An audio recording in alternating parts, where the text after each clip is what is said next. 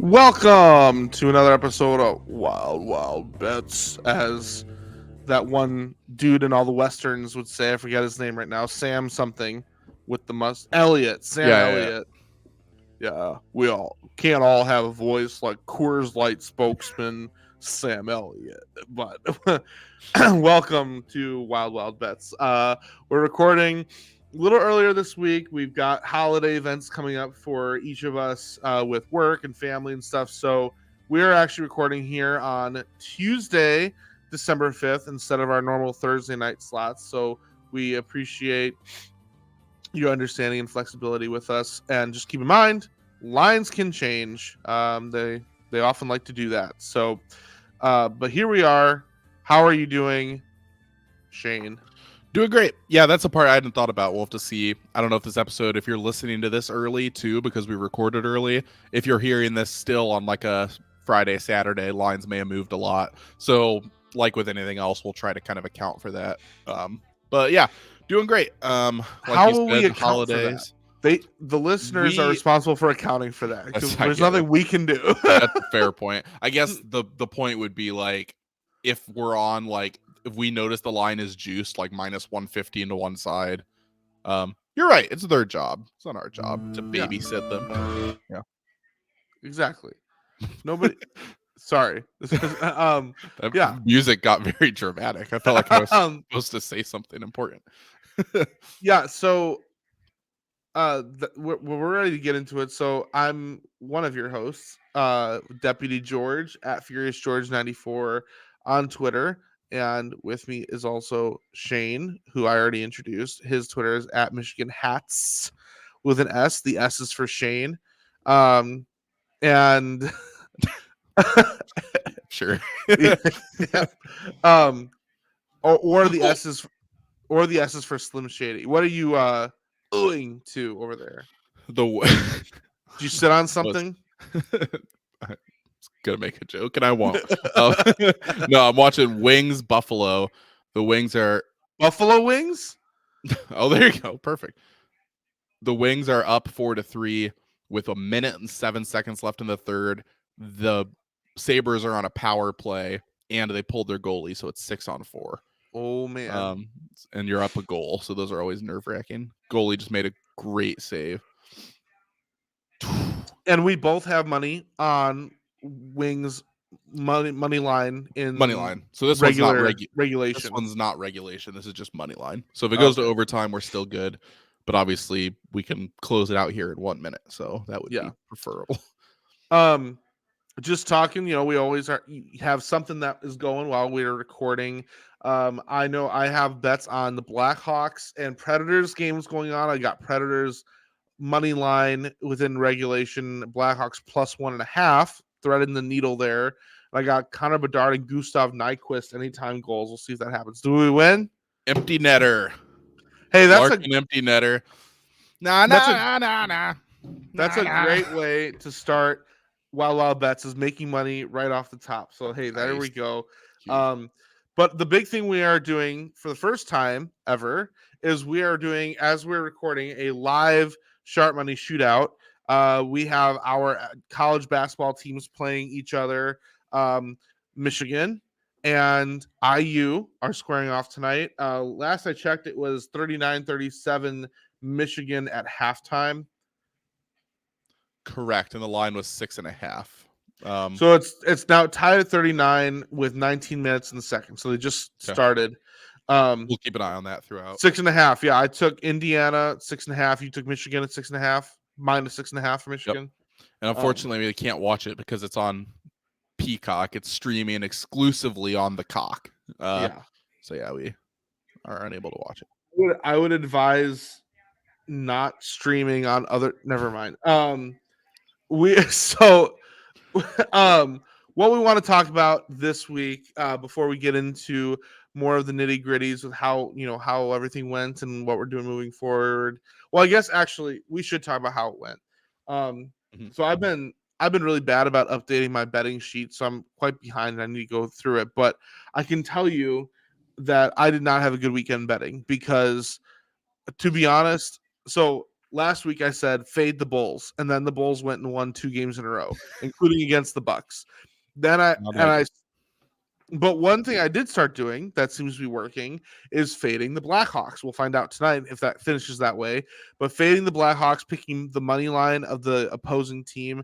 The Blackhawks, even with Connor Bedard, they're just going to lose a lot of games. So I'm continuing to do that. And as far as like NFL and college football bets go, the only thing that was worked out for me was I put a bunch of money on Michigan against the spread. Um, everything else was poopy. And frankly, okay, I'll be honest. It's on me because I placed the bet. But I felt I allowed myself to be influenced way too much by you. I Wait, was for like, which sports? Because I had a really good weekend. okay, for Georgia Bama. I honestly was Oh, feeling yeah. really strongly the whole time That's that the only Alabama bet would win. that's the only bet I lost the Yeah. whole weekend. I was feeling really strongly that Alabama would win just Yeah. because they've never lost in the SEC championship against Georgia. But you tweeted you sent me a tweet early in the morning on Saturday, and you were like, Georgia by a million, blah blah blah. You really pumped me up, and so I Yeah. went with it. And again, I'm not Yeah. blaming you because I placed the bet; it's on me. But that was a big regret of mine. Mhm. Um, outside of that, I don't know. I know my NFL was disastrous. Nothing really worth, because I think I had. Oh yeah, my big NFL bets I had where I had the Broncos, the Eagles, and Oof. the Chiefs. So Yeah, that's that quite a didn't. trifecta. Yeah, Yeah. and then to top it off, one of my top receivers on my fantasy team, Tank Dell, gets injured and is now out for the season. So And Christian Kirk got hurt yeah, you don't need too, to right? bring him up too, but yeah. So and it's right before playoffs start this upcoming week now, Yeah. and I had a wide receiver core with those two guys and DJ Moore and Jerry Judy and DeAndre Hopkins. Now I'm down to just Judy, Hopkins, and Moore. So Well, if it makes you feel any better, my first 3 picks were J.K. Dobbins, Joe Burrow, and Trevor Lawrence. So, and yeah. wasn't Nick Chubb up there too? In our league, he was. Yeah. He was my Okay. other 4. So, Ugh. it's been a crazy year with injuries in general. Like that relates to betting because it's like you have these teams like the Jets and all these teams with different expectations coming into the year. And like we were looking back at like our expectations for the NFC North or the AFC North, and we were both thinking like 3 playoff teams coming out of that division. It still probably will happen though. Every team in that division's had an injured quarterback except for Baltimore. Like as you look at it with the AFC Which is playoff ironic. picture, they may only have 1 playoff team in that division. Yeah. Maybe 2, but yeah, it's just crazy the injuries that have ravaged these divisions. And um yeah, I mean Kirk Cousins in our division, Mm-hmm. I mean, Fields was out for 5 games. Yep. So how did you do? You said you did really well in college. Did you bet any NFL over the weekend or not really? Yeah, college I was 7-1 on Saturday, and one of the ones I hit was a parlay that was like plus 1,200 of most of my picks. Like a couple of the ones that like were minus 2.5 or whatever, I just took money line. I took the Alabama. Basically, luckily, all my picks basically, except I left Georgia minus 6.5 out of that parlay, and then I took a couple other ones and made them easier. So I hit that one. That was like, yeah, I did like a quarter unit, but it paid out, 4 units or Yeah. something. So that was really good. And then NFL, I went 3-1-1. So I had a push on the Panthers +3 pushed, but so no, it was good. good weekend. Unfortunately, then I turned around and bet on Sunday. I'm still up, but on Sunday, one of the big bets I placed was 2 units on. This will lead into another topic we have here. Teams to make the playoff. It was like minus 120. Mm. I bet, like any reasonable man with conviction would, Michigan, Washington, Texas, Florida State. The teams that should have been in the playoff. Did you bet the correct order too, or did you just do the teams? That was just the teams. You can Okay. bet the correct order, but I also was kind of wondering, well, Texas has a loss. Maybe they would slot in at 4 and Florida State would jump to 3. I was pretty confident Florida State would be 4, but I just picked the teams just to be safe, and it ended up not mattering.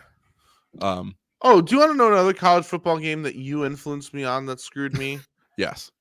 Oregon. Yeah, that was one. So I went 7-1 on Saturday. I went 1-1 because I was on Liberty and Oregon Friday. So I was 8-2 on the weekend. That Oregon, I was thinking about this week. There's 2 teams that I had the similar reads on, and I was right on one and wrong on the other. Texas and Oregon both had early losses to a team in their conference. Texas lost to Oklahoma. Oregon lost to Washington. And in my mind, both of those games, the better team lost. And I was like, by the end of the year, there's probably going to be a rematch in the championship game. And we're going to see Texas is clearly better than Oklahoma, and Oregon is clearly better than Washington. And I was right on Texas. And going into that, the world thought that too about Oregon. They were favored 9.5. Yeah, it wasn't 9.5 points. Yeah. It wasn't even close. Neutral site game, conference championship. It's one of those things where it's like you leave that, and I'm like, I was so wrong on this. Like, which am I more wrong on? I underestimated Washington and I overestimated Oregon, but I'm like, which one did I get more wrong? I came out of that game just thinking like, man, I don't even know where to start with how wrong I was on that one. Like, I really believed Oregon was the better team. I thought they were more physical. I thought they were better on both lines of scrimmage. I thought that Penix is a better quarterback than Bo Nix, but I thought their offense was more big play dependent. Like, you list every single reason, and like if I had to do it again on a neutral field, I don't know that I would pick Washington, but I'm just like, clearly I'm wrong. Washington beat them twice in the same year. So, I mean, props to them.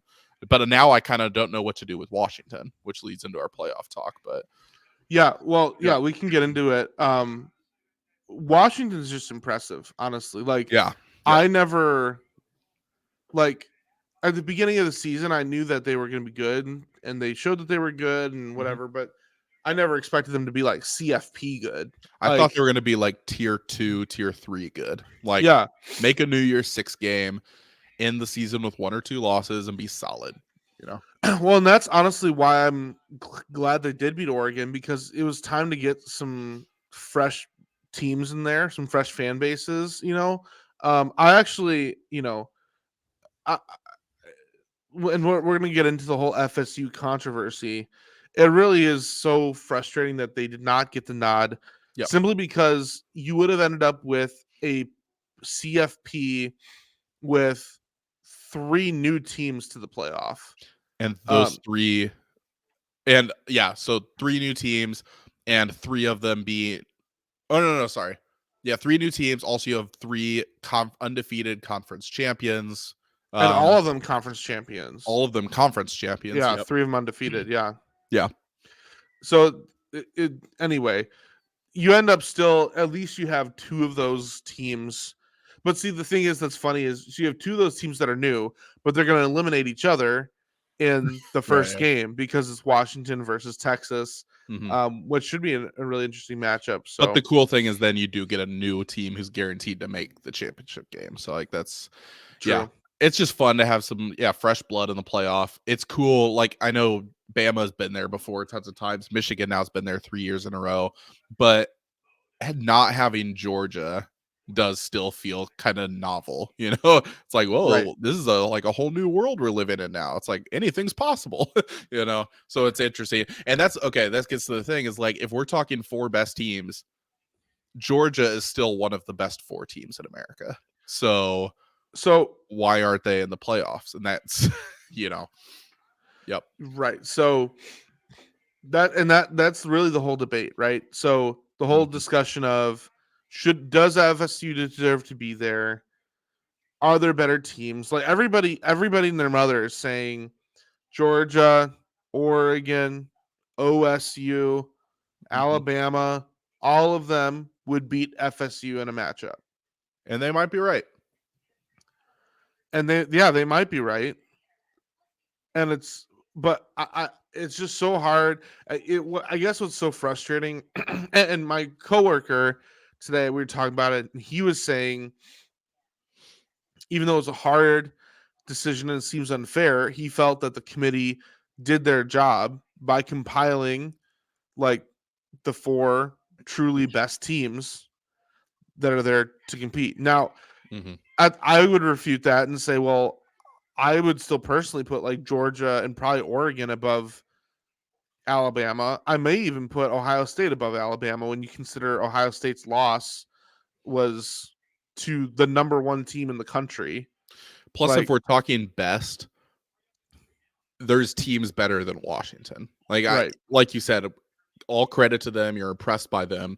But if we're going to discredit Florida State and say, well, what would the Vegas line be if they face Georgia on a neutral field? All right, let's do that with Washington now. exactly. And if you use that same logic, Washington shouldn't be in the playoff. Maybe even Michigan. Like if you line up Michigan against Georgia, Bama, well, Michigan is favored against, so Michigan would be one of the four. But there's going to be situations like that, and it's like you can't let Vegas lines determine.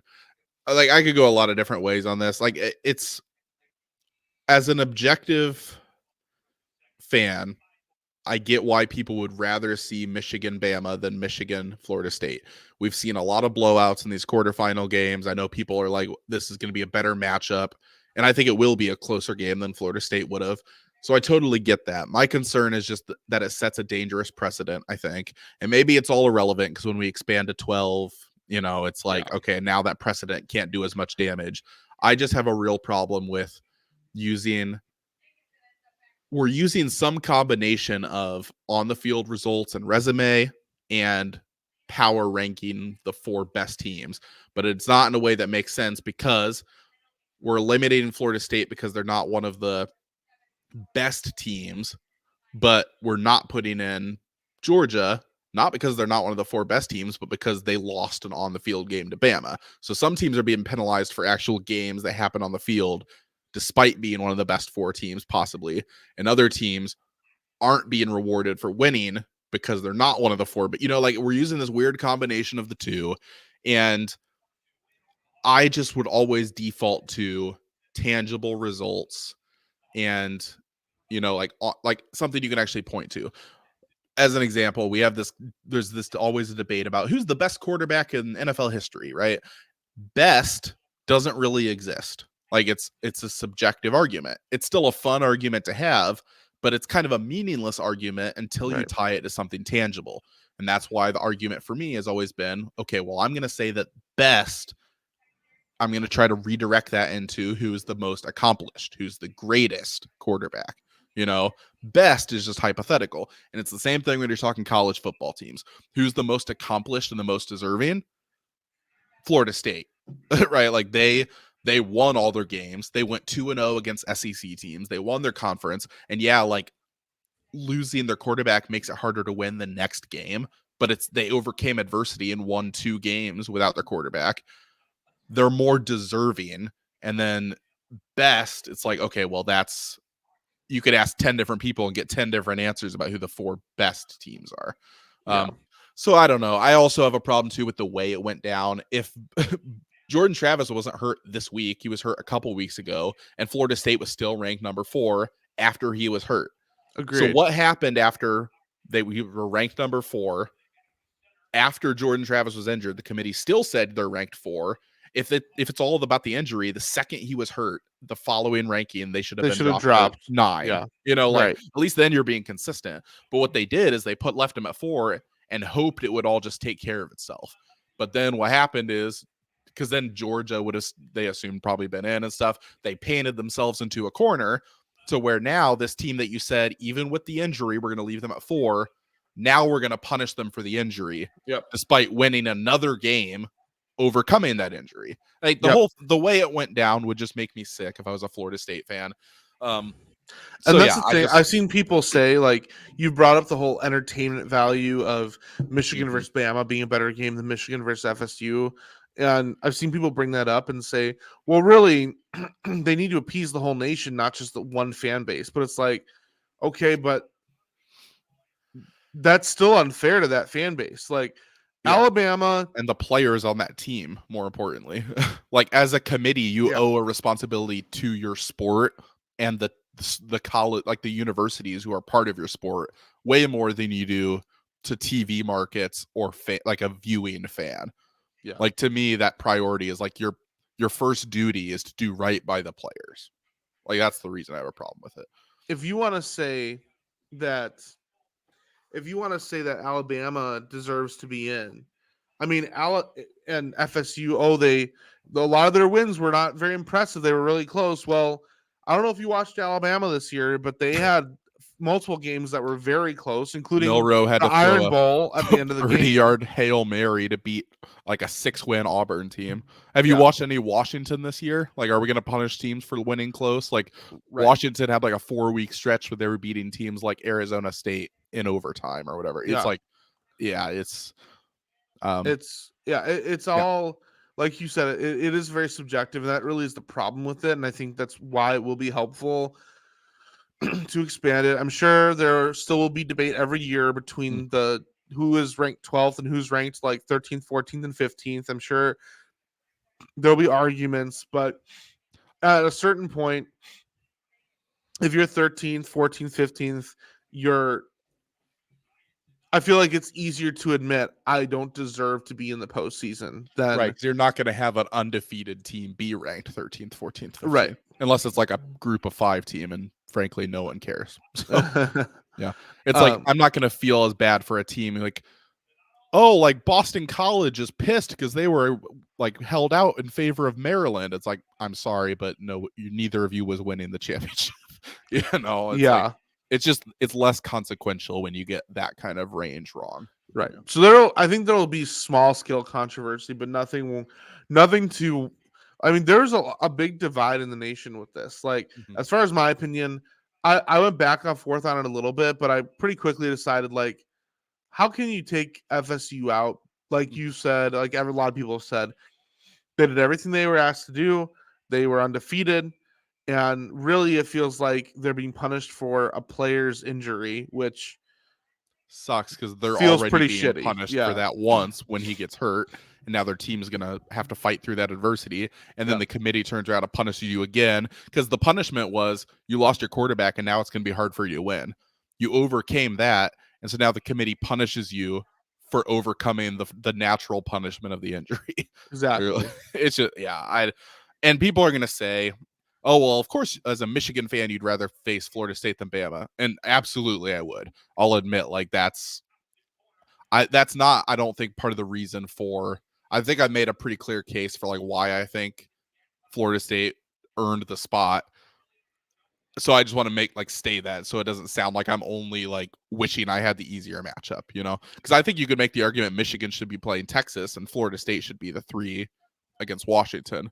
So really it's not about having to play Bama, it's more just I don't Well, like the logic being used. yeah, I mean, I think even if Michigan was the second or third seed, you'd still feel like Yeah, yeah. FSU should be there, If it you was know? Georgia had won and they were 1, I would think FSU should be there over, say Oregon Bama and or some whatever. Yeah. other, yeah, whoever it was. Or It's like, OSU. Yeah. yeah, exactly. It's like I don't know. Of course, I don't want to take anything away from Bama beating Georgia, who had won 29 straight games.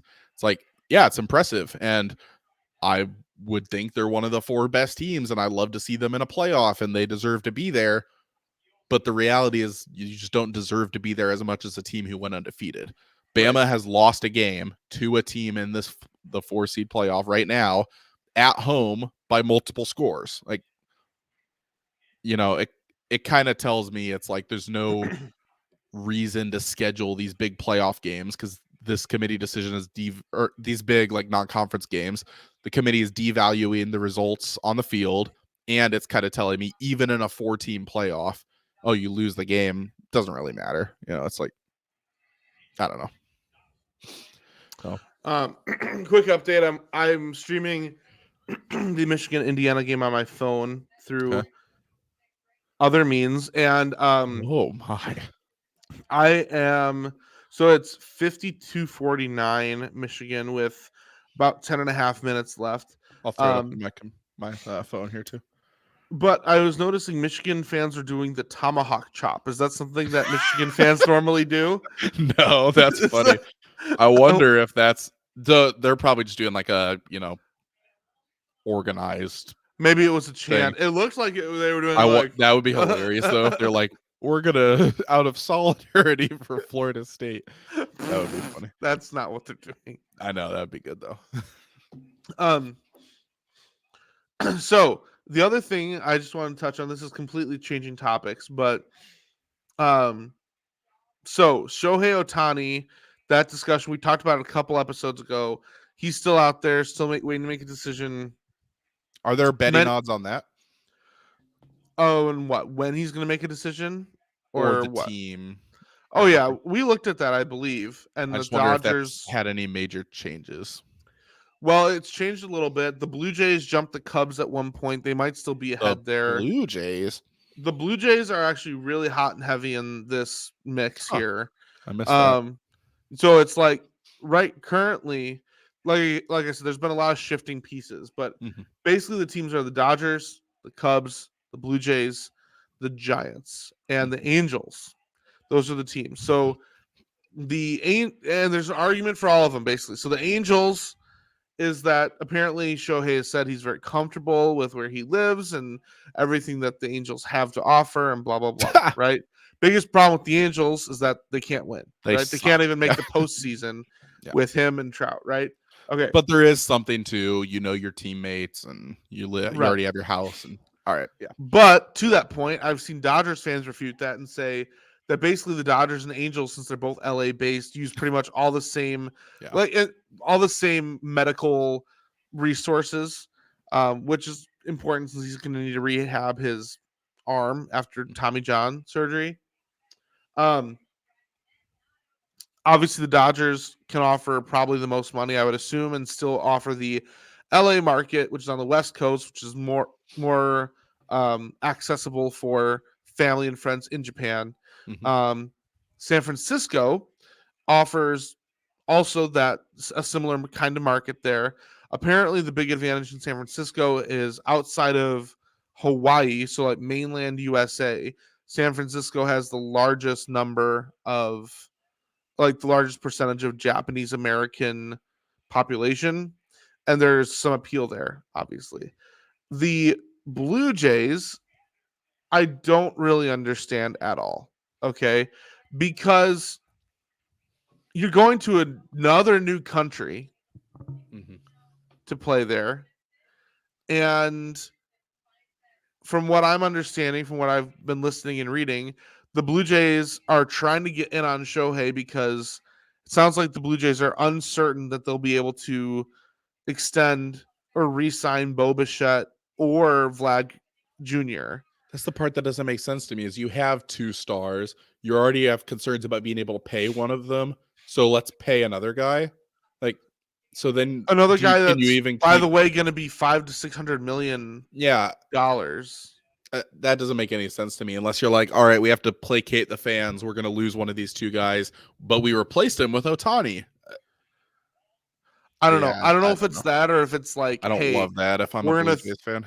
maybe that's just hey, maybe what they're doing is that since Bichette and Vlad are both cheap right now, maybe it's like let's chuck all the money at Shohei and we'll have this 2-year window before Vlad needs a contract to try to win a World Series. I'm not Yeah. sure, but Yeah. I just don't see the appeal with Toronto for Shohei. I don't see For anybody um really, but that's um yeah, that's why that surprised me is it doesn't seem like a team that makes sense money wise, or I don't know. yeah. Like So there's some teams like the Braves who are so good, it's like of course they're gonna try to get anybody they can and like forget the money. Like they would just like to have any good player they can. So the There's Braves other were teams though said to where be in on it, but then pretty quickly they've been dismissed. But yeah. um but so then it leaves the Cubs and it's hard to know exactly what, like, it seems like a lot of those advantages do come out in the West. The Cubs, of the teams that are competing for Otani that we are aware of, the Cubs definitely seem like the one that would have the best payroll ability outside of the Dodgers. Like the Yep. Cubs for sure can beat anything the Giants, the Angels, or the Blue Jays can offer. Mm-hmm. So then it comes down to just like the environment and everything. So you do add another 2 hour difference for the Cubs with it. I don't know. There's every situation has pros and cons. Um, I I know I'm not presenting a very convincing argument for the Cubs, but I'm still very. Today's been a very weird news day. Mm. Um, that's all I can describe. It's very weird. So we're on day 2 of the winter meetings. There's 2 days left.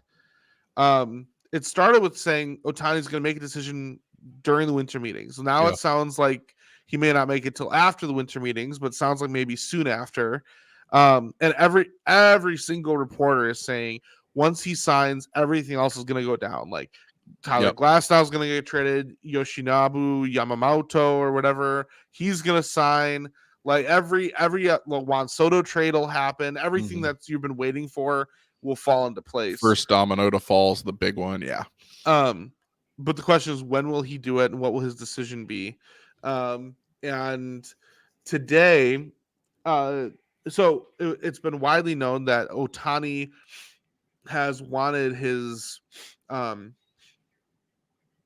apparently his agency and him have said we want it as hush hush as possible. Like we do not want people, we don't want meetings leaked or interviews leaked or contract offers leaked or anything like that. We don't want that at all. Mm-hmm. Um, what we want is like basically secrecy. Like we don't want it publicized. And Which I'm over sure the everybody respected and abided well, by. oh yeah, over the past 24 hours, the top 2 suitors other than the Cubs, the Blue Jays and the Dodgers, both have leaked meetings. Which, if Okay. I'm him, I'm like, hey, that was something I requested. Maybe you kind of sour on a spot because you're like, yeah, I'm not even there yet, and you're already kind of like pimping me out to the media. you know? So today, Dave Roberts, the Dodgers manager, was interviewed, and he basically said, "Oh yeah, we had Otani over in LA yesterday. We had a really good meeting. Like it was good to get to know him better. Blah Yeah. blah blah." Like that's all he said, but he still was like, Still "Oh brought it up. Yeah, yeah." mentioned his name. And the reporters asked him about like Otani's whole thing with being quiet. They're like, "Why are you telling us this?" Basically, and he It's like, said, oh "Well, shit, my bad. he says, "Well, I wouldn't lie to you guys." That's what he said. Like I wouldn't lie. And then apparently there were reports of the Dodgers GM being very upset with Roberts, Mhm. and Roberts It was apparently so funny, all the stuff you're sending very me on intensely this. looking at his phone. Yeah, Yeah. wild stuff. Well, there was that There, thing. He was like, yeah, he made some comments. They were like, was that helpful to you or whatever? He was like, we'll see or something, Yeah. and a Yeah. lot of people have said this either means the Dodgers like basically know that Shohei's picking them, Mm-hmm. or it's they know Shohei's not picking them. Well, I am starting to wonder if Shohei basically was going to pick them, and now he's like, dude, They overplayed their hand a little bit or something, tried yeah. to hype up. I mean, unless he Considering signed, unless he already signed, then I mean, I guess he's kind of stuck. But still seems dumb. Like, why would you, you know? yeah. Yeah. And meanwhile, and that's why what a lot of Cubs fans are holding on to for hope. The Cubs have been hushed the whole time. And part of the weird news today was there were all these reports of like, oh, the Cubs are losing hope in the Otani pursuit. They're not that their hope is waning. They're not gonna do it. One person even said the Cubs are apparently out. One person said, Bob Nightingale, that the Cubs balked at the idea of 500 million for 10 years, which is Doesn't even make preposterous. sense objectively. Like, No, because everyone knew that was like the baseline for Otani. yeah. Like if you were saying you were in it seriously, and so then Jed Hoyer, the GM, he debunked it. Apparently he exchanged Mm-hmm. words what was called a one-sided heated conversation with Bob Nightingale. We call that an ass chewing in the business. That's right. Just all Yeah. sorts of stuff. And Man anyway, who walked into Ferrari dealership balked at the price tag. I'm like, well, did he know what a Ferrari was? It's like, yeah, you weren't serious if that scared you off. Yeah. So all that to say, I feel weirdly, a lot of Cubs fans are still like, oh, it's probably not going to happen because of these things. I feel weirdly confident, not like a lot, but like a little, just because optimistic still. Yeah. Because the news has been so weird. That's why. It's not because of, that's literally the only reason for me. Because it would seem that a lot of these quote unquote leaks that were turned out not to be from the Cubs, we don't know who they came from. It would seem that it was somebody that wanted the Cubs to maybe get in hot water with Shohei's agency or something, or back them off. Yeah. So I'm feeling actually optimistic. We'll see. Maybe I'll wake up in the morning to news that Ohtani signed with the White Sox or something. But I guarantee you will not.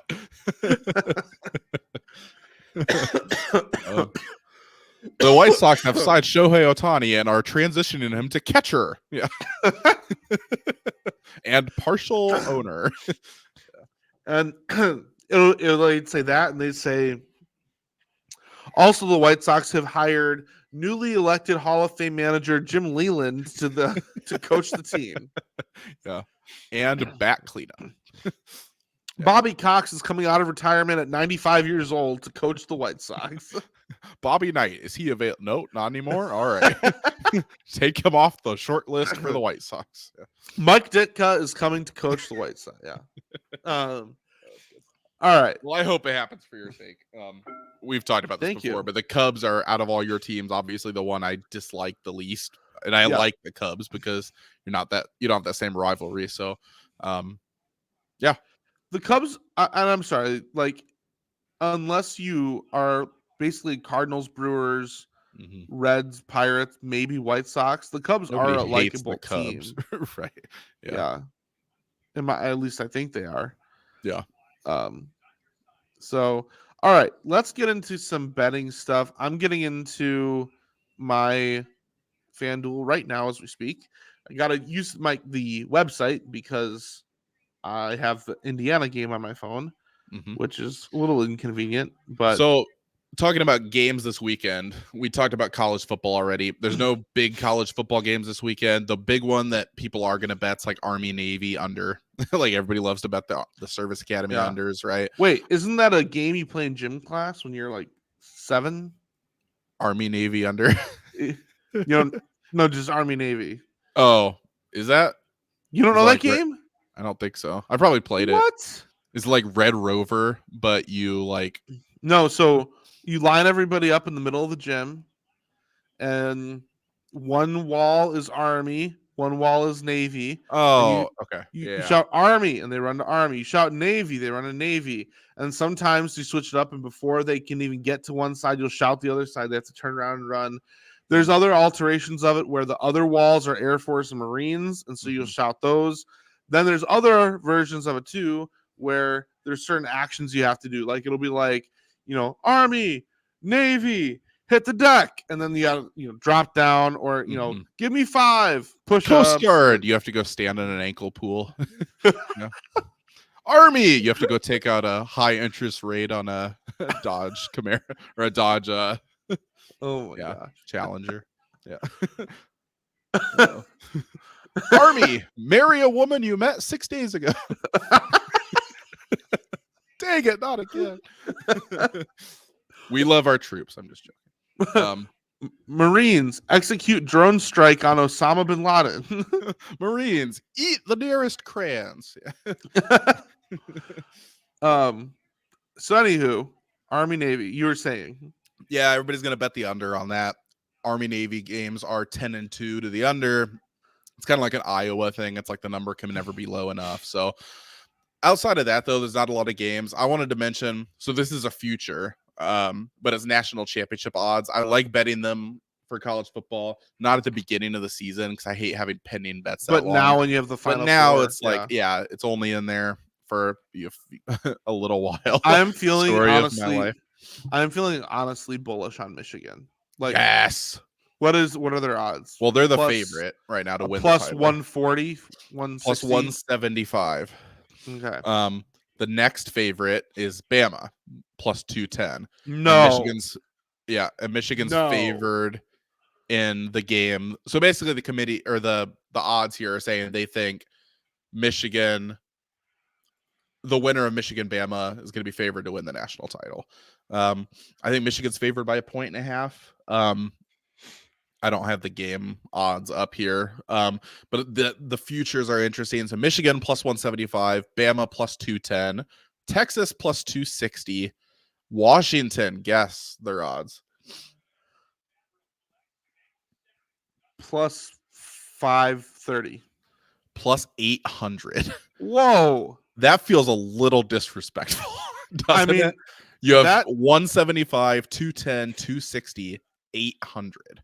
that there tells you, I mean, the value pick is that one because technically speaking, all four of these teams have an equal chance to win the national championship, and you're going to get plus 800 on one of them. You're getting plus 800 on a team who in game one is playing the next least likely team. So it's not like you're not True. plus 800 because you're playing Michigan round one or something. True. Really, Texas, the odds would tell you Texas would be the easiest of these three teams to play. And if Washington beats Texas, they're only a game away. So that is a good value play. I like Texas here plus 260. I love Texas. So Texas is actually, if I was ranking like likelihoods of championships, I'm actually going Michigan, Texas. I would too. Then I go probably Michigan, Alabama, Texas, Washington. Bama, Washington, but I don't think Washington and Bama are as far apart as those odds say. So I agree there. Yeah. The one team I wouldn't bet is Alabama, and this might come back to bite me and look the really one I dumb wouldn't if bet, Bama the beats one I Michigan. wouldn't bet would be Ohio State, but that's also true. This might look dumb if Bama blows out Michigan. I'm like, oh, I think they're the least likely, but so I'm not saying. I just think how good their team is in my mind, tied to the number, is the furthest apart on Alabama. Like Washington, if anything, I think you're getting a value on them plus 800. Michigan, maybe they're a little inflated odds, but I think they are probably the best team in this 4-team playoff. So maybe that's fair. Texas, I think, is a good and fair value at 260. I wouldn't be putting those kind of odds on Bama. Like, I think it's recency bias, and that was a great game against Georgia. Everybody's been saying all year how they're not the same Bama and there's huge flaws in their game. And, I still think those are there. So, yeah, I would personally, for me, I'm just not going to bet Bama because I just don't want to root for Bama. Like that's my main thing. Like any of those other teams I'd like to see win it. Like I hope I don't care if Michigan blows them out or if it's like a nail biter 7 overtime game. Like just as long as Michigan wins, get Bama out of there so we can move on with our lives, please. I could not agree more as a Michigan fan. So this is another interesting way to bet this. So you can bet all these teams, those odds I listed, to win the national championship. If you're on FanDuel here and you're on NCAA F national championship betting odds, it shows those 4, and then there's drop downs underneath. Michigan to win the championship, you open it up. You can bet there Michigan, it's the same odds, or you can bet the field. So with all 4 of these teams, you can bet the field against that team, which basically means you're betting on a team to not win the national championship. So interesting. I can bet the field against Michigan is minus 210. So if you think any team except Michigan is going to win the national championship, that's not bad value, minus 210 for 3 teams to win it instead of Michigan. And it gets worse after that. So if you bet the field against Bama, it's minus 265, field against Texas minus 320, field against Washington is minus 1400. So basically you're saying you just don't think Washington's going to win the championship. So that's another way to bet it if you want to give yourself another out. The only one that's really worth anything is like minus 210 against Michigan. Like if you're like Michigan's a fraud, they've been cheating and now they aren't. I feel like it's kind of been disproven because they beat Ohio State and won the Big Ten. But like if you want to fade a team, you can do that too. But yeah, that's all I got on this. quick update before we hit some like NFL bets and anything else. Yep. We're at 4 minutes and 20 seconds to go, and it is 66-66. Oh my. Michigan, Indiana. Yeah. For your So bet, for the purposes of your bet, if this just stays close, yeah, my I know bet you looks have. good for now. Yeah, I know you have fouls down the stretch. If Michigan's up like 3, maybe you get a couple free throw attempts. Yeah. But if you keep it within a point or two, 6.5 looks pretty good. And Indiana might win outright. All right. So I know that the NBA in-season tournament is going on. I don't give a rip. I don't even know who's in it. So NBA if you're sucks. if you're coming here for NBA tournament in-season tournament betting, find a different podcast. Respectfully. I'm just going to comment on the Bulls. The Bulls have been the Bulls have been way better since Zach LaVine has been out injured. It's funny how that works. So the Bulls are currently for a game they play on Wednesday. So this is tomorrow when we're recording against the Hornets. The Bulls are 5-point favorites at home. I kind of like it. I know my mantra's been fading the Bulls, but with Zach LaVine out, the team has like a renewed vigor, and I kind of like -5 against the Hornets. So I might be playing that one. But anyway, I want to focus on NFL NFL week that is upcoming. We're really in the home stretch for NFL. It's crazy. Yeah. What are there 4 weeks, 5 weeks remaining of the 5 season? weeks, I believe. Yeah, because Lions, Bears, Vikings. Are you just naming teams right now? What's going on? Is it 4 left? I'm just trying to remember. You know what the Lions, the Steelers, the Packers, just start naming. the Bears. No, I'm trying to think the teams they have remaining. So I know the Bears play the Lions, then they play the Browns, then Yeah. they play the Cardinals, then they play the Falcons, then they play the Packers. So that's 5 games. It's 5. Yeah, the one I was forgetting was Broncos. Lions have Bears, Broncos, Vikings, Cowboys, Vikings. So, 5 games remaining. So this week there are a few interesting games, both in terms of the draft, which more pertains to my team, and also in terms of just playoffs, kind of on both sides. So starting with Thursday night, it's a big game as far as the Bears and the draft goes. It's the Patriots at the Steelers. Kenny Pickett is out. Mitchell Trubisky is starting. Yes. It's Trubisky season, and the question is can he deliver for his old team and help the Steelers lose to the Patriots? Because if the Patriots win, then they will be a full 2 games up on the Panthers in terms of the number 1 overall pick. So currently the Bears have like I'm trying to remember what it is.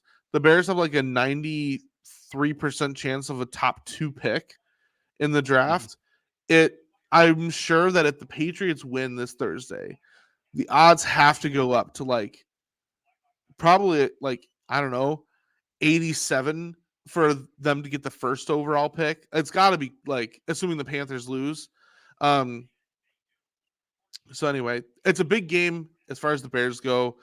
Frankly, I do kind of like the Patriots +6, but I don't see them actually winning the game, which is what I need them to do. So it would just be so awesome if back-to-back seasons the best things to happen to the Bears was Lovie Smith and Mitch Trubisky. That would be beautiful. Saving your draft spot.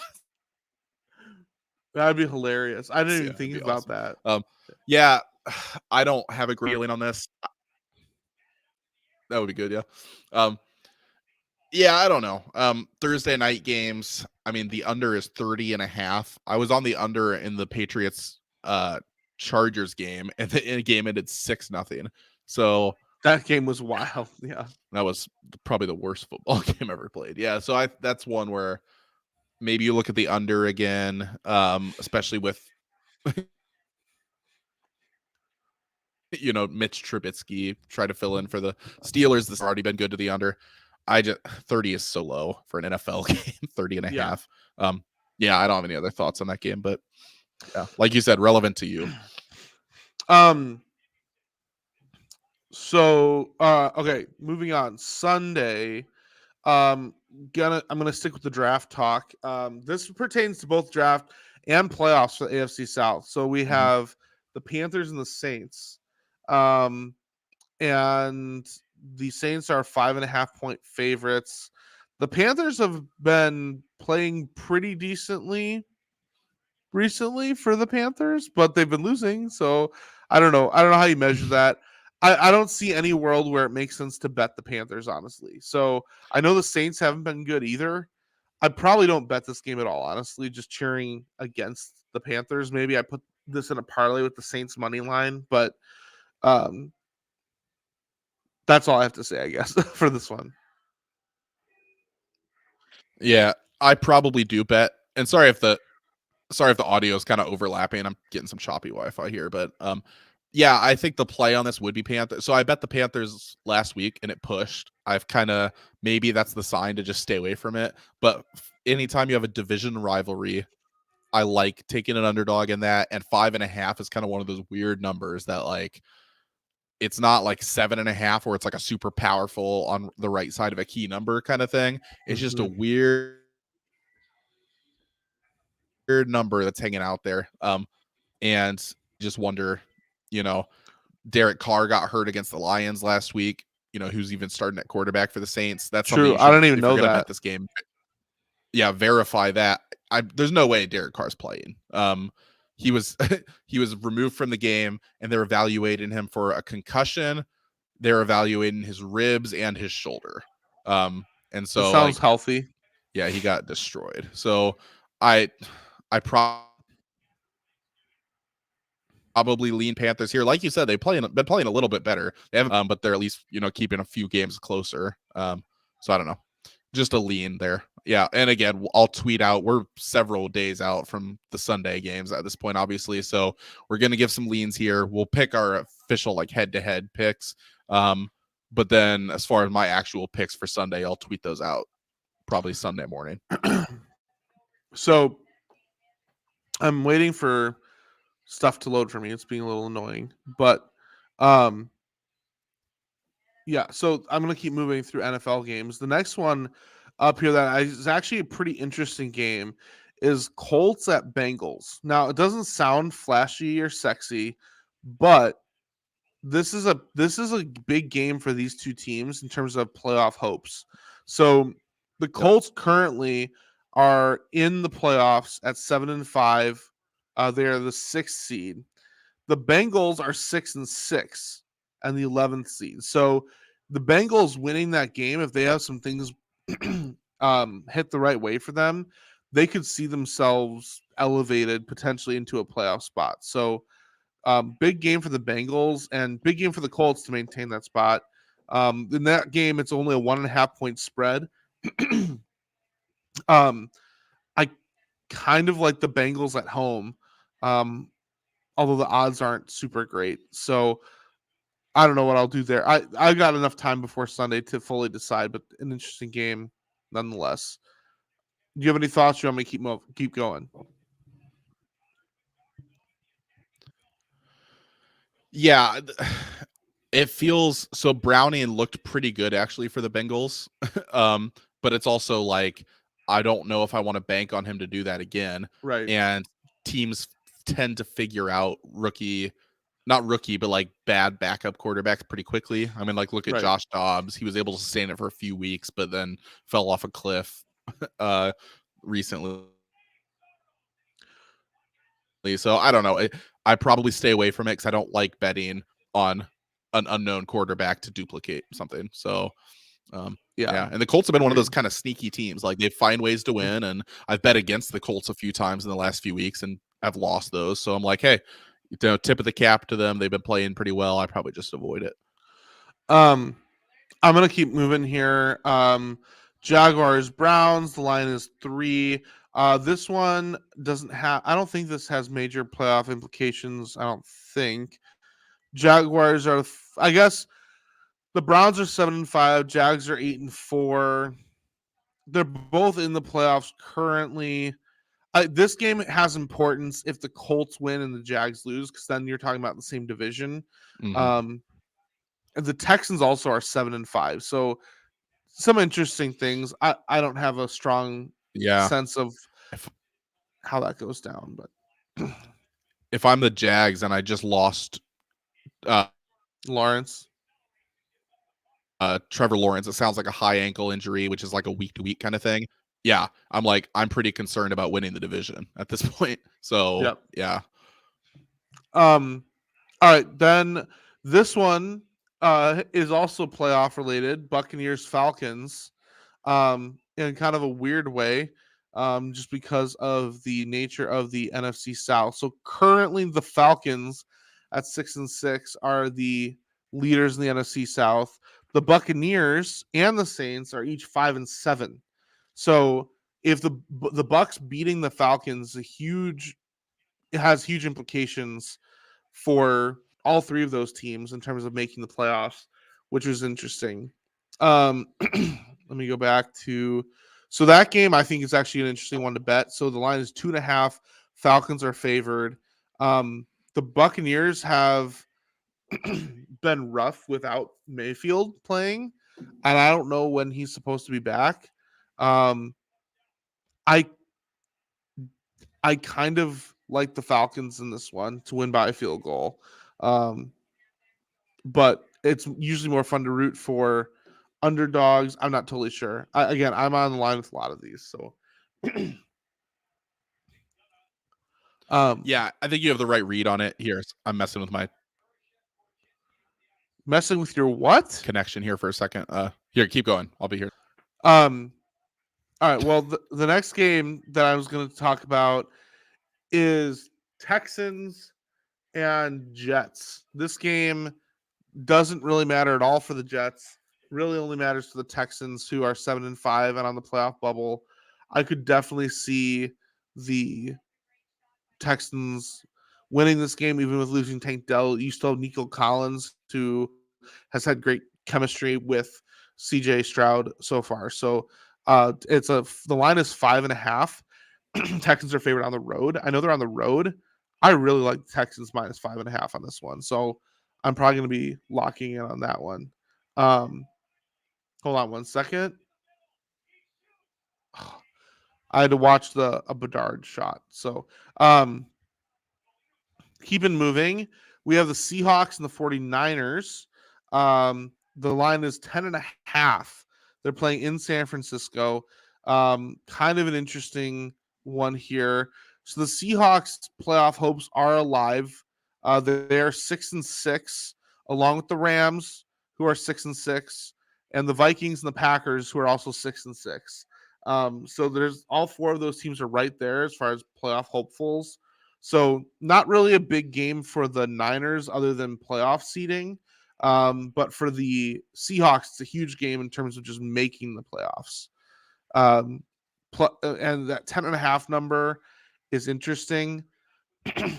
You might argue that the Niners could have a more like come down to earth game after beating the Eagles very soundly in Philadelphia, but I tend to lean towards the Niners to keep rolling. And Seattle's been largely unimpressive this year, even though they did get involved in a pretty good shootout there with the Cowboys last week.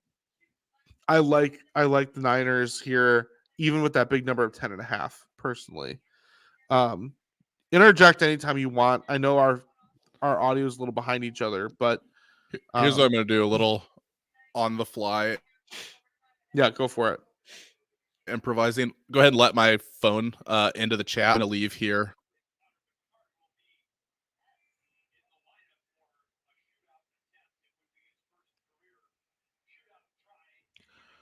Looks like he's here, but he needs to unmute his mic. If you can hear me. If you can hear me, clap once. Um, well, I'll give updates on these games that I'm watching while he is going. So the Blackhawks Nashville Predators game is now all the way into a shootout. It is still knotted at 3, so we'll see what ends up happening there.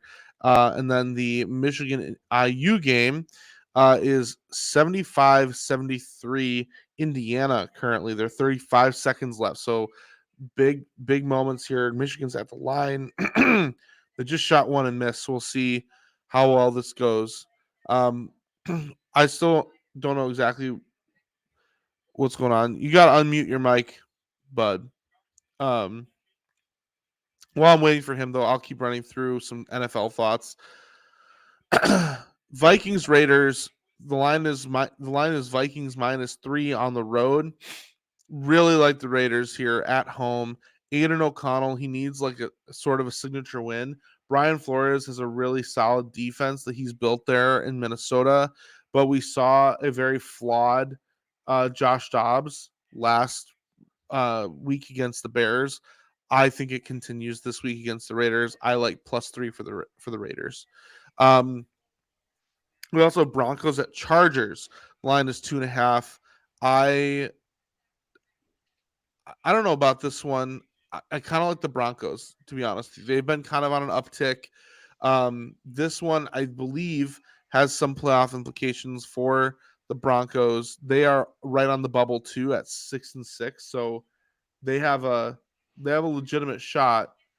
Um, but they need to win. So I like them over the Chargers, and the Broncos being +2.5. I really like that. Yeah, Are can you? you hear me?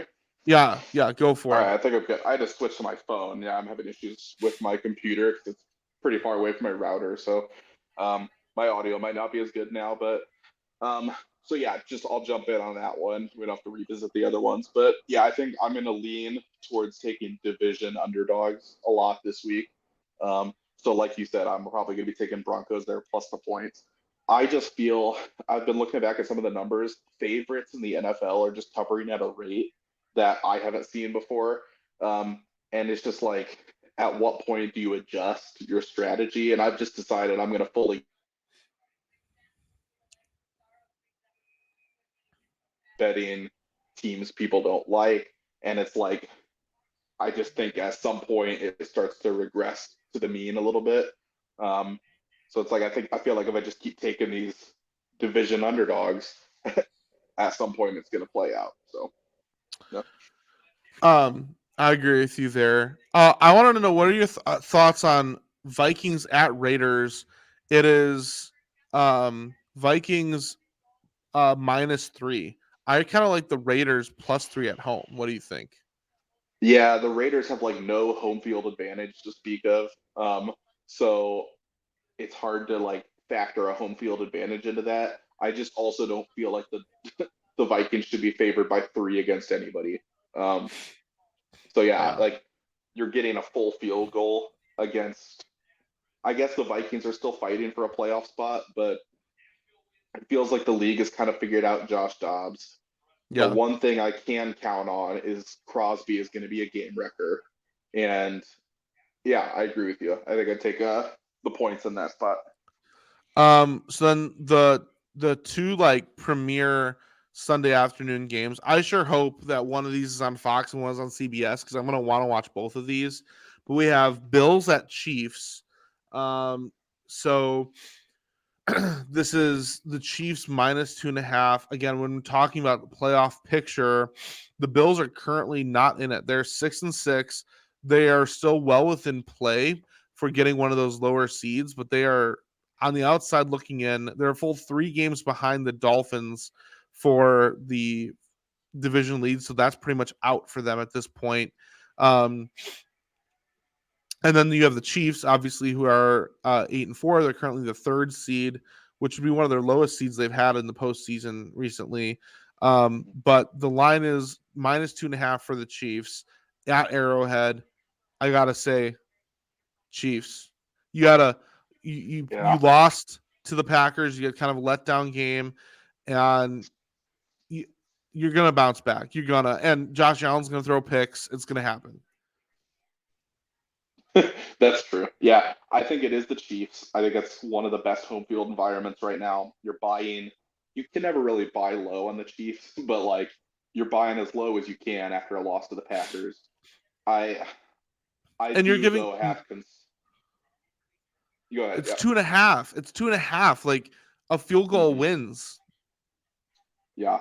I my thought is I do have real concerns about the Chiefs at this point. Like their skill players, their receivers are just a problem. Like it's not just something at the beginning that's like a fun narrative or a storyline. Like their offense is bad this year. And it's been bad for several weeks now. I Huh, I still wonder who just the have play faith. caller is. It is like that was the what was funny is like that was the joke early. Now you kind of wonder. Yeah. Um, it's bad, and it's like it's not just execution though, or not just scheme though. It's execution of players just dropping passes. Like, and then that was the joke too. Is like, oh, the Taylor Swift Kelsey thing. It's like, okay, take that out of it. He's not been himself this year, and I think it's probably more likely that it's age. You know, Yep. um, Agreed. but yeah, he's dropping passes open in the middle of the field. Like, I don't know. There's real issues I think with that Chiefs team. But if I'm I gonna I have any actually have confidence in them, it's at home off a loss. You know, well, and I don't have enough confidence in Josh Allen and the Bills I don't either. I either. don't either. Josh Allen Yep. has even though I like Josh Allen, he has consistently lost to these teams that are supposed to be like what the Bills are on the level of, right? He loses to the Hmm. Chiefs, he loses to the Ravens, to the Bengals, like these teams that he's supposed to be competitors with. He can't get over the top. So, I was Yep. just gonna say, I I agree. think that, um, yeah, the offensive struggles are an interesting thing. I don't know. I I don't think it's gonna be an issue this game. Um, that being said, I'm not gonna bet the over. I may even bet the under. So Yeah, the that was a thought I had too. What's the total? 47.5 is the Yeah, total. under. So I like it. We're getting to that winter weather season. So, all right, I'm gonna keep it moving because the next game is just as juicy, which is Eagles Cowboys. The I have a line is friend who's gonna be at this game, oh so really? he's a Cowboys fan. Yeah, I don't care. fair Cowboys enough. minus 3.5 is the line, and the over under is The over under is 52.5 for the total. Oh boy, I want to bet the Cowboys. I just hate the number. Yeah, This is I. also are people selling the Eagles after a really rough game against the Niners? They're still obviously a good team. Mm-hmm. I think I stay away at 3.5. If I can get this to 2.5 or three, What do you think about probably the bet the over under? Cowboys. I And kind it's of like. in Dallas, right? So it's an indoor. Yeah, What's the total? 52.5. I kind of like the Holy over. crap. I kind I of like the think you do over have to bet the actually. over. Yeah, I think you Yeah. bet the over because the Dallas's defense, they are a good defense, but they're a very like big play, boom or bust defense, which means if their defense plays well, that could lead to like really short fields or a defensive touchdown. And Philly's defense has been really bad. So Mm-hmm. um, I also think if you're into the MVP futures, a Dak Prescott MVP might be an interesting bet. So I think I'd lean Cowboys here and probably the over too. You know, I may end up you're taking indoors. Cowboys. I may end up taking Cowboys minus 3.5 because Hurts got beat up a little bit last week against the Niners too. He's probably not playing Yep. at 100% capacity. Um, Hmm. it's very interesting. And Yeah. this game, if the Cowboys win, they are now the division leaders. And they would Crazy. not only have they. So let me double check this. I believe so. This is why at this point of the year it gets so nuts. So if the Cowboys win, um, beat the Eagles, they are now the division leaders. If the Niners win, the Niners have the tiebreaker over the Cowboys. So the Niners are now the first seed. I don't know how that works with the Lions. Um, I don't know where tiebreakers work with the Lions, with the Niners, and the Cowboys. Because the Lions Lions would, still play the Cowboys, um, and we don't play the Niners, so it'd be like a strength of record thing. But I think, but yeah. um, Well, so like as a Lions fan, I would rather have if I have to go on the road to play either the Cowboys or the Eagles. I'd much rather go on the road to play the Cowboys because the question of Jared Goff does play way worse outdoors, which is going to get to the Bears-Lions game too. But like, I think Jared Goff going on the road in Philly for a playoff game is probably a death sentence for the Lions. So it does have implications for that. You don't, even if you don't pass any of those teams, which one would you rather go on the road and face? So that picture is kind of starting to come together too. We'll come back for Bears Lions. We'll end with that. But just real quick, Titans Dolphins, don't care about that game whatsoever. Packers Giants. The Packers are 6.5-point road favorites. Love did look good from what I heard. I didn't really watch it. Yeah. I don't know. I'd probably stay away from that game, honestly. But my heart wants to bet the Giants. So Yeah, I think the Packers have looked like put together several consecutive good performances now. Like they are playing as well as they have all year. I just wonder though, like, is their value being inflated by recent performances? It's hard to go on the road and be a touchdown favorite. I know the Giants aren't great, but I don't know that the Packers are good enough to be a touchdown favorite on the road. So I'd probably stay away from that one. But if I had to bet a side, I'd probably take the points there. final score from Ann Arbor. IU covers and wins 78-75. Congratulations. Thank you. So our first ever live Sharp Money Shootout now brings our records to an even 2-2. So let's talk Bears Packers, and then we'll do our Sharp Money Shootout for this upcoming weekend before we sign off. So did I say Bears Packers? I mean Bears Lions. Yeah, you did. Bears, I know what you meant. Yeah. It feels like Bears Packers. No, it doesn't. Wow. Yeah. How dare you? No, because I'm not nearly as annoyed by the Lions, at least at this point, as I am the Packers. So the Lions are 3-point favorites on the road, which is interesting to me because earlier, if you had this game earlier this year, I would think even on the road you'd have the Lions with a much higher point total. To be favored by. I think it's a product of, I think the last few weeks have been kind of the worst the Lions have looked. And it really goes back to the first game between these two teams. Since then, the Lions, they've been fine. They've been winning. Since the Bears game, they've won like 2 of the 3 games, but they haven't looked great. And the Bears, they picked up a win against the Vikings. And I know there's still issues there, but they've kind of been playing the best they've played to some extent, at least some sides of the ball. And so yeah, it's interesting. I wonder though, Jared Goff being outdoors, I think that is a factor. I think, what was the line when they were in Detroit? Was it 8.5 or 7.5? That sounds right. So you're basically flipping 3 points because of being on the road, and then it's a difference of a couple more points based on performances, probably. I think this, as fans, we should both bet against each other on this. Like, this should be a Sharp Money Shootout bet. Even if this isn't the actual one, we should just bet against each other on it.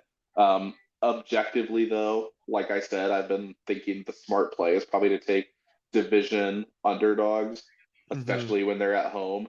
So even though I think the Lions win this game, I probably would objectively bet the Bears to cover, just based on the number and the situation.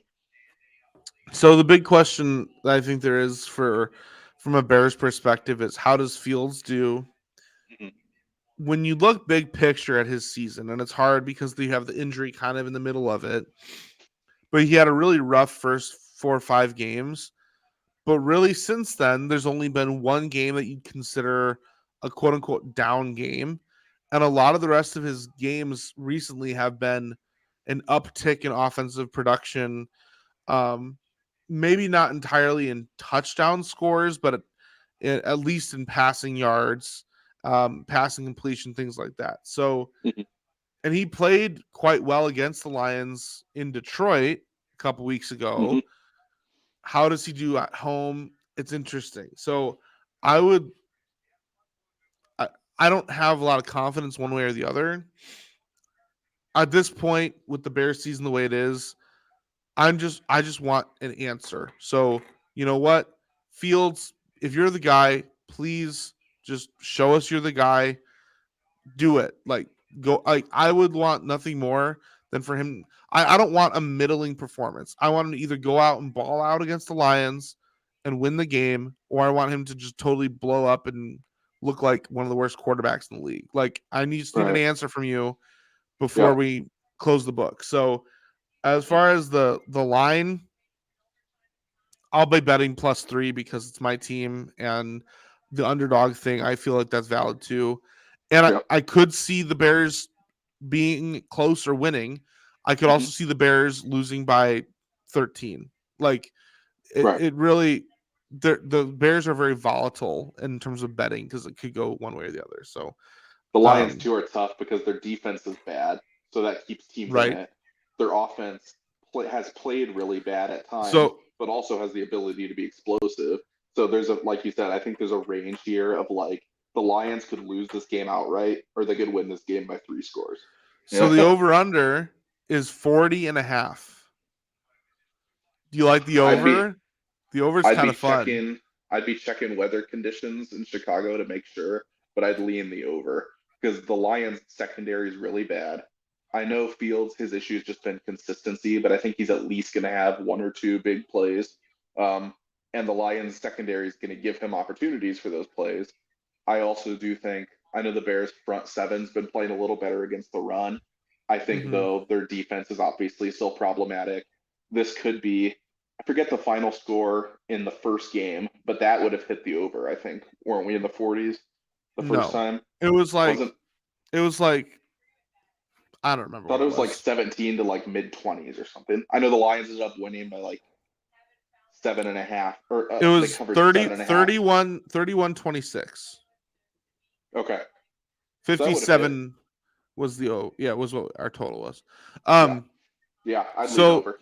Sunday in Chicago is calling for a 50% chance of snow. So that's a Let's factor. So let's get a snow game, please. That'd be awesome. that would be fun, actually. Yeah. And that's another big thing. The Bears front seven's been playing pretty well against the run. That's still a big part of the Lions' identity, though. They need to be able to run the ball effectively. So if they're trying to establish the run and it's inclement weather, that Yep. probably throws a wrench in the over. So But yeah, so let's do this. We'll bet against each other +3, -3 for our own sharp money shootout, but let's do a random one as well. yep. So on the wheel here, I have all of the NFC North games plus any other divisional games that are happening. So let's see what we end up with, and then we'll do our shootout. I think it's gonna be your turn to choose first. Um, Okay. all right. Buccaneers, Falcons. Buccaneers, Falcons. Let me remind you, the Falcons are 2.5 point favorites. The over/under is 39.5. Is it in Atlanta? It is in Atlanta, just like the Oh, broads in the song Panda. God, oh, it's in Atlanta. I'm taking Tampa plus the points. And I remember you saying this was when I was having internet issues. You liked Atlanta anyway, so I almost thought about going against my prediction just to like take it from you. But I do actually like Tampa. I think in this spot as a divisional underdog, like I was saying. So All right. I will take the Falcons. I don't feel like I'm not like super confident, but I'm intrigued more yeah, by the Falcons and the Buccaneers. So yeah. Falcons -2.5. Let's lock it in. Um any closing betting thoughts or advice for our lovely listeners? No, I've been restating this as we go through the picks, but I really just believe so. NFL, I've been staying like I'm a couple units above 500. I've been struggling, and like I'm not losing money like crazy, but I'm just like not loving the results I'm getting. I really just think though, if you stick with divisional underdogs, teams no one wants to bet. I do think that's the model to win in the NFL. The public loves favorites. The public loves the sexy team. The public Yep. loves, oh, the Dolphins are playing really well right now. They're favored big, but they're like, they're a great team. Like I just think if you continue to take underdogs, at some point the market corrects. Um, So I would lean that way. If you're really trying to profit. I know it might not be fun, so I'm not telling you should bet every underdog. I'm just saying that's my default. So yeah. Yep. And until further notice, pause on the whole fading the Bulls thing because that I need to recalibrate with Zach Levine being out. Fading the Blackhawks does work. They did end up losing tonight, not in regulation, but they did lose. So fading the Blackhawks money line may still work for you. So But didn't you bet Blackhawks plus 1.5? So you hit both, yeah, right? I hit that. No, the money line I had in regulation, they lost in the shootout. Okay. So, but anyway, that is all we have for you for this week. So thanks again for tuning in to a nice long episode of Wild Wild Bets. Bet happy, bet safely. Protect safe or Practice safe bets. thank Is that what you. you're gonna say? Yes.